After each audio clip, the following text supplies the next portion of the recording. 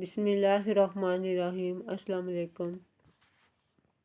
آج میں آپ سے یہ شیئر کروں گی کہ سنت کیا ہے اور اس کا معنی کیا ہے۔ سنت کا معنی ہے طریقہ، اور اصطلاح میں جب سنت کا لفظ بولا جائے تو محدثین کے نزدیک سنت سے مراد ہر وہ چیز ہے جس کی نسبت نبی کریم صلی اللہ علیہ وآلہ وسلم کی طرف کی جائے، چاہے وہ قول ہو یا فعل ہو یا تقریر ہو۔